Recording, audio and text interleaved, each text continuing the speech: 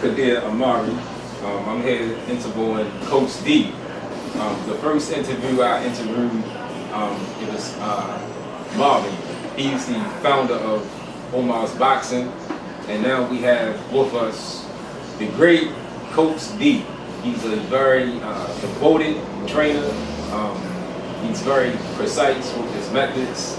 He's predicted heavyweight champs, and he's even predicting my own son, Muhammad. So be ready for him in the future.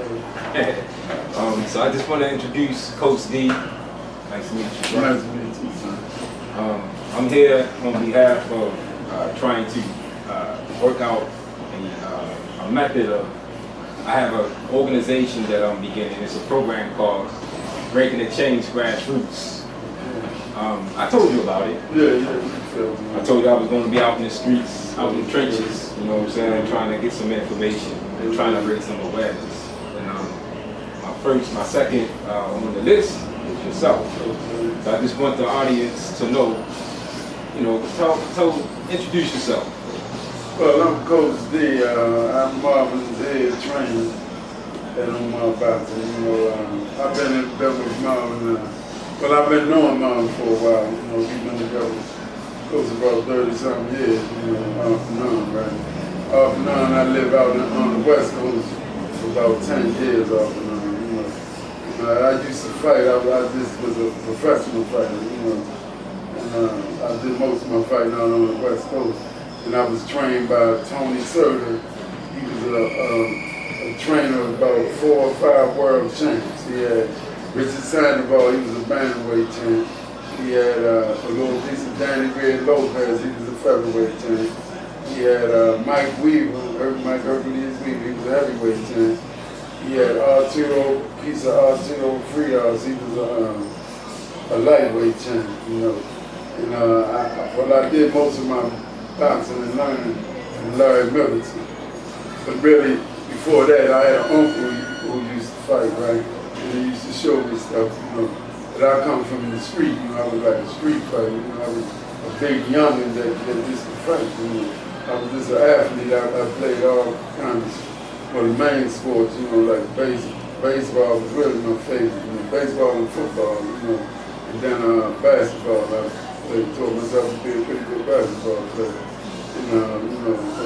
but like I said, my uncle, he used to fight, and I used to show me certain things, but I just, just used brute strength, I just try to hit your non-brain ball so good, because I was, like I said, a big young, I was like close to big as I am now when I was about 14 almost, 13 or 14, That's all. But I had a few little, I was a juvenile delinquent or whatever, when I was coming up, So I was like state raised a little bit, But like I said, when I got into boxing with Larry Middleton, they was having this thing called, it was sort of like a tough man competition, right?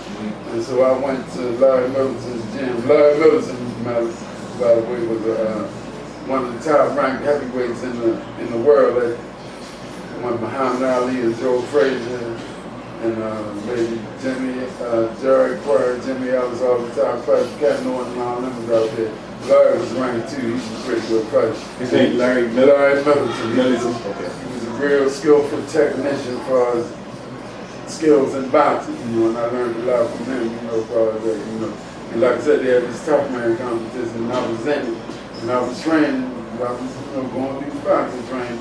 I got all that old Tough Tony stuff that I did out on the street helped me out for the boxing, because when I first got in the ring, I boxed Larry, he didn't try to really dumb me out, I was just learning from him. Right. But I was just saying, wow, that ain't making stuff so easy, and it's so hard for me to try to get to him. Right. And I was saying, wow, this kind of amazing, but I ain't give up, I just used my toughness to try to get it, and I stuck with it, and I learned, and then pretty soon I got on my own, a little bit. Mostly on my own. But anyway, like I said, we used to go to certain exhibitions, and I was starting to feel myself a little bit. Muhammad, and I liked Muhammad Ali. everybody sort of like his movement and everything. Right. And I liked his movement, but see, I found out you had to use your own style. You can't totally copy off of nobody else's style. You got to use your style. Right. And so my style kicked in. My style was like moving. I like to move and punch and move, style pound it down and punch and move, then move again. Right. I like to do that. But you got to be in shape to do that. You got to run. And I like to run too. Like I said, I was pretty good at it. Running was all right, and then running was all right.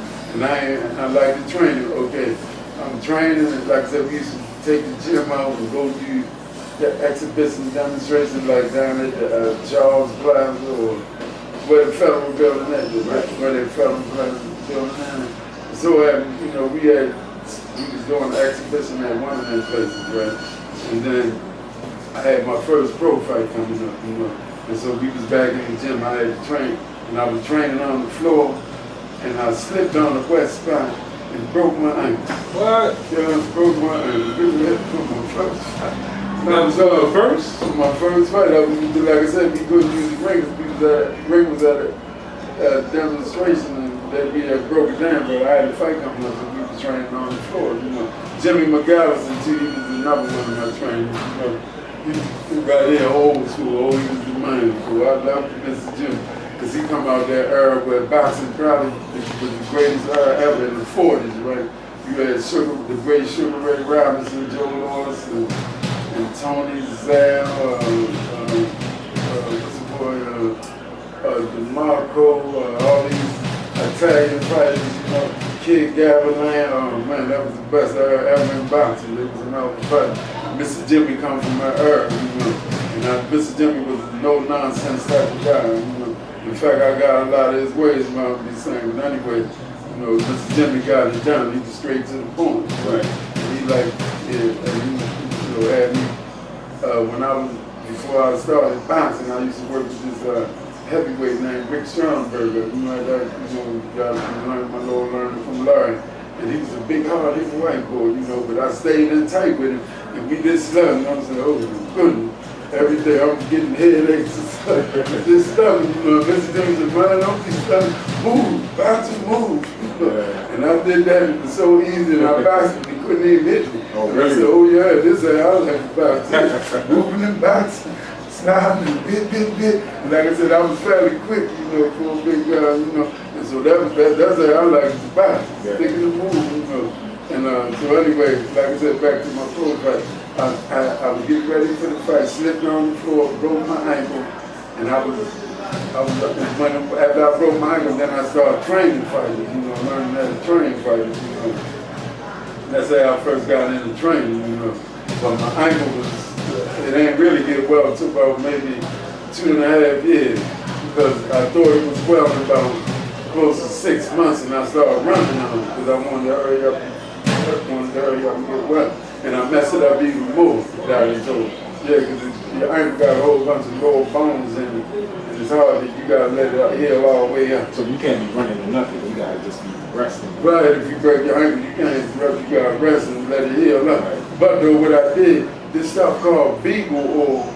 Beagle oil was a horse name that the old fighter, Mr. Jimmy, knew about. The fighters back in the 40s, back in the day, they used it for getting rub downs, right? Because it was real cool and it made you feel all right. It's like say if you had a swelling or whatever, or ankle or anything hurt, not no cuts, but any kind of sprains or whatever, that Beagle got good enough to take it out. And then I started putting the Beagle on my ankle. And I started seeing my veins coming through the more I kept using it, and that Beagle will help my ankle get well. Really? I was going to the doctor, all this stuff they was giving me, but that Beagle will really help my ankle get well.